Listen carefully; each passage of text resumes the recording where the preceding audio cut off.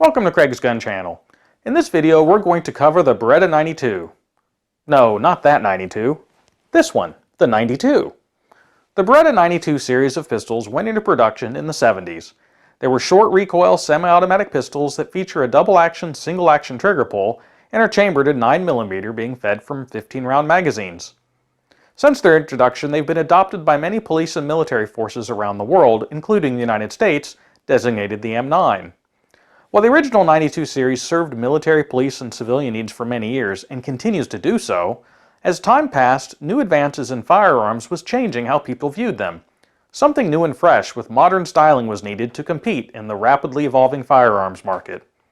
The design team at Beretta worked to create a pistol that allowed for a more individualized ergonomic fit, as well as incorporate modern features such as front accessory rails. The result was the 92 series. Released in 2006, this new pistol incorporated what Beretta called an ergonomically enhanced design utilizing technopolymer interchangeable wraparound grips that allowed users to choose the grip size that better fit their hands.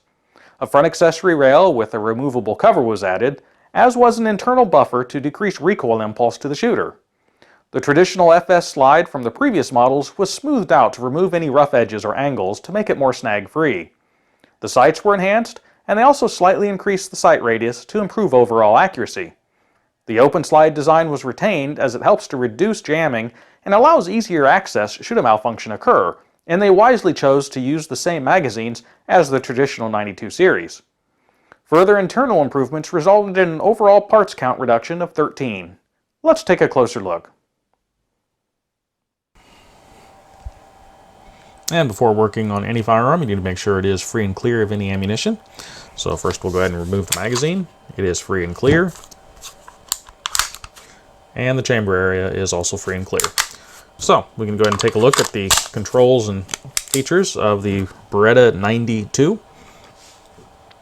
First of all, the trigger. It is a double action, single action trigger. When the hammer is down, it is a longer double action trigger pull, which will cock the hammer and then fire the weapon.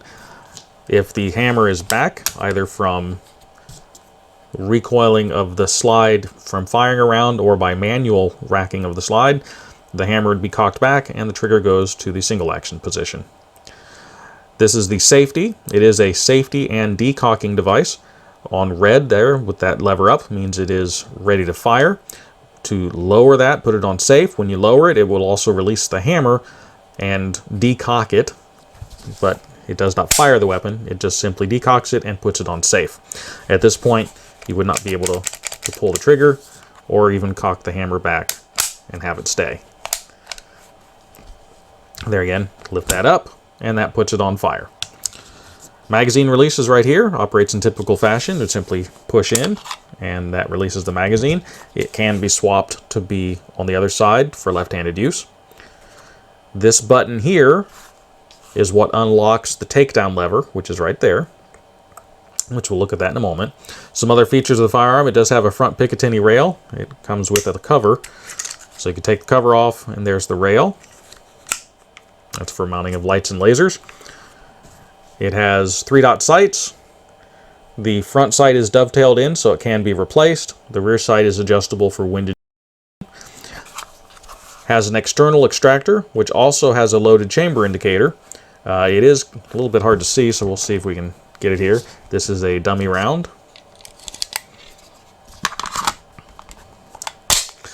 So, kind of watch right there. See if you can see that.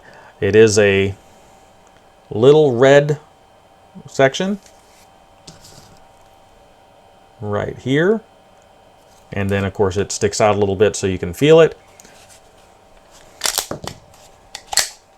And when the round is not in there, there's no red. So it is a loaded chamber indicator as well. Now a lot of people might wonder what this little rectangle is. That's just part of the operating system. When the trigger is pulled, the last little bit of trigger travel will lift that up, and that is what unlocks the firing pin to allow it to fire. Before that's lifted up, the firing pin cannot move far enough forward to fire. So if something would hit the firing pin on the back, it wouldn't fire unless the trigger was pulled all the way, which then releases the hammer. So as far as disassembly, go ahead and remove the magazine. As we said earlier, this is our disassembly lever. You'd simply push in on this button to unlock that lever. Once it's unlocked, you can simply rotate it down. So rotate it down, and then that unlocks the slide. As far as the frame itself, that's our ejector right there. That's our disconnector right here, which disconnects the trigger from the hammer. This rod right here is the trigger bar, which connects everything. This is as far as you'd really want to disassemble this, so you'd want to just clean everything out.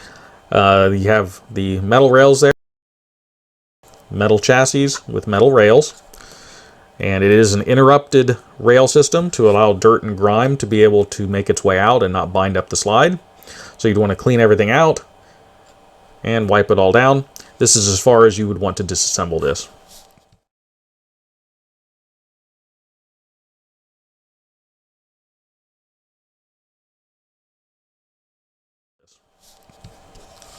On the slide, we have our recoil spring here.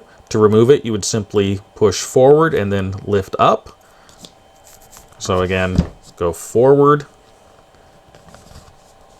and up, and it comes out is a captive recoil spring.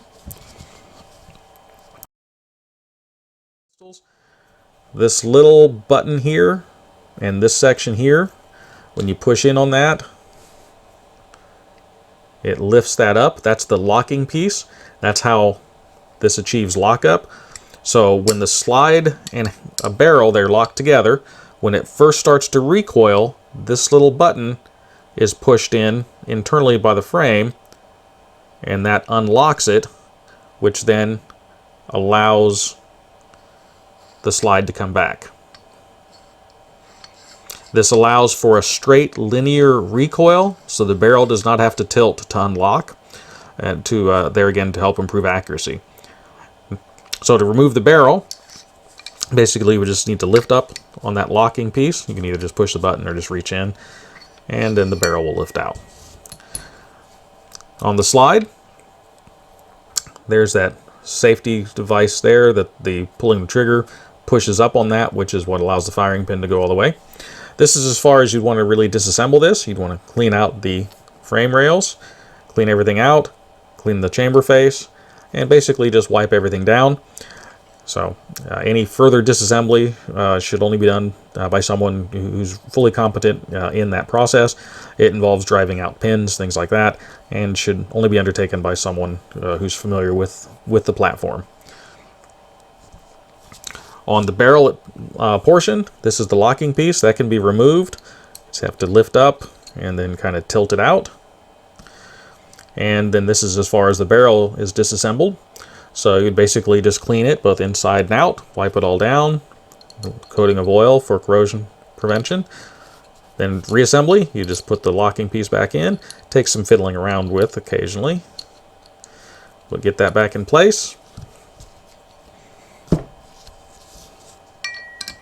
Goes back in. Put the barrel in its locked position so that the locking piece goes back. The recoil spring, you put in its pocket in the front of the slide, and then there's the saddle right there that the back portion goes into. Now the recoil spring itself, it does have a portion on the front there where that collar comes about. That's the front. Then you'd put it in and then just push forward and then push down into the saddle. So that's reassembled. You would then align the rails on the frame with the rails on the slide. And then simply pull back on the slide and it should lock itself into place. Want to do a function check. Hold the trigger down. It should reset the hammer. Make sure the trigger resets, and it does. And we're reassembled. Now that we have a good idea how it works, let's head out to the range. Today we're on the range with the Beretta 92, not to be confused with the Beretta 92. So we'll go ahead and take some shots and see how it does.